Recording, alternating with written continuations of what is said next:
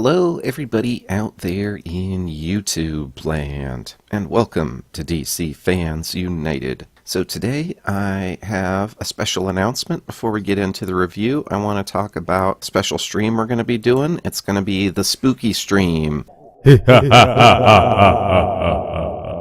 To celebrate Halloween. So 1 week from today, October the 28th at 8 p.m. Eastern Time, I'm going to have 4 special guests, Nerdette, Captain Frugal, Unranked Chevron, and my friend Martin. And we're going to be talking about spooky Halloween-related comics and movies. So I've got some stuff planned involving DC's House of Mystery and House of Secrets. And we'll be taking a look at some other stuff. So I just want to let you guys know about that. Now I'm going to be taking a look at Raven, Daughter of Darkness, number 3. Now I've reviewed issue number 1 and issue number 2. You can find links to those reviews in the description box. So I'm going to probably go ahead and review all 12 issues of this. So we'll go ahead and take a look at the cover. I like the cover quite a bit. I think it's pretty good. I like the clocks, especially at the bottom there.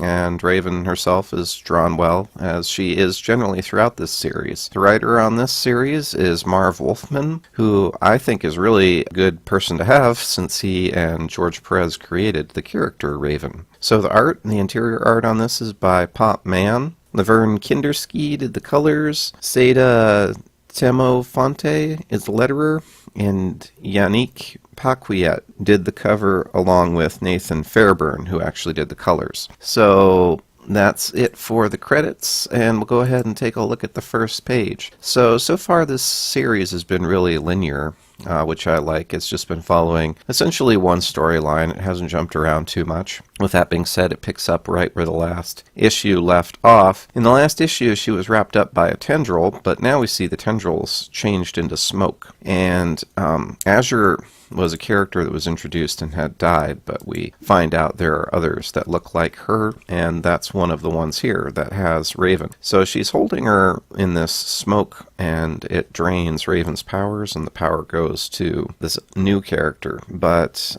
Raven's also able to get information back from her, so it's really interesting. We find out there's numerous faceless girls. There wasn't just 1 or 2 of them. So Raven does eventually manage to start to break away, but it's disrupted because the scientists in the lab there that they were in, Raven and this other lady at the end of the last issue, so they're finally attacked by the guards. And then this scene here is pretty wicked. So this faceless girl kills the guards and starts to take their power, and it's pretty brutal, but it doesn't go very well for some reason, and all these weird lesions break out on her. So I'm not really sure what that is, but it's not good.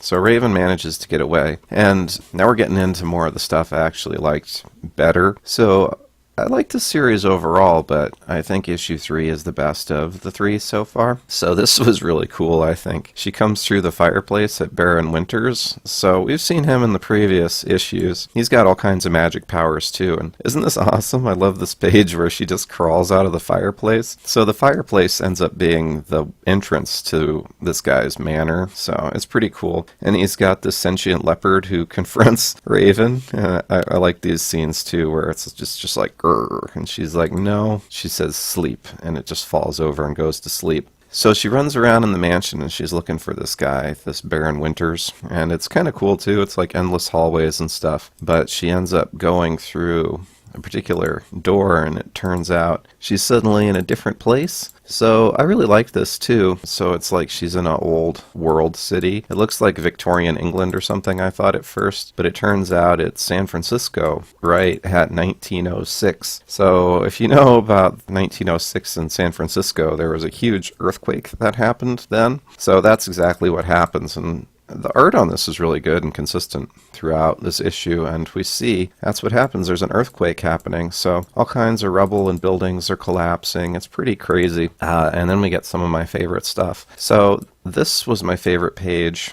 It's really awesome. So you see Raven go around, and she's rescuing all these people who were, trapped and hurt and stuff during the earthquake. So that's really neat to see her doing just like really straightforward, heroic actions.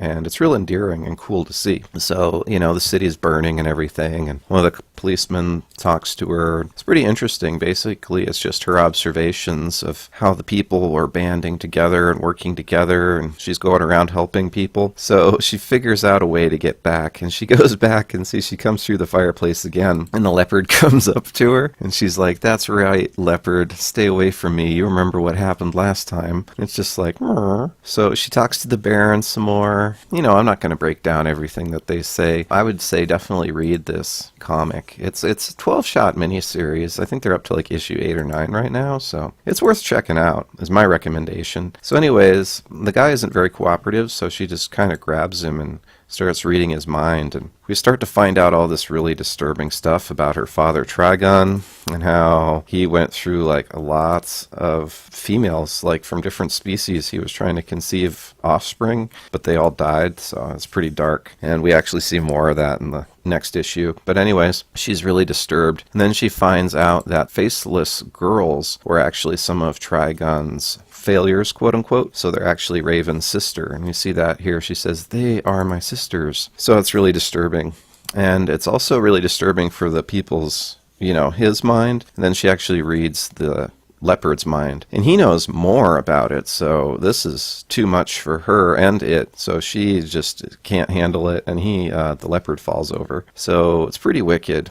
But yeah, we see more about what the leopard knew and what Trigon was doing. Really dark and disturbing stuff. And finally, the Baron just gets upset and pushes Raven back into the fireplace, and she goes through, and he puts it out with a fire extinguisher, so she can't come through there anymore. So, and we do see the leopard's okay. So then she ends up at her friend's grandmother's funeral. So we had seen that her grandmother was dying in the previous issues. And then there's a big reveal on the end where Raven's mom shows up. So that's going to be a big part of the story going forward. We'll see some backstory on Raven's mom, particularly in the next issue.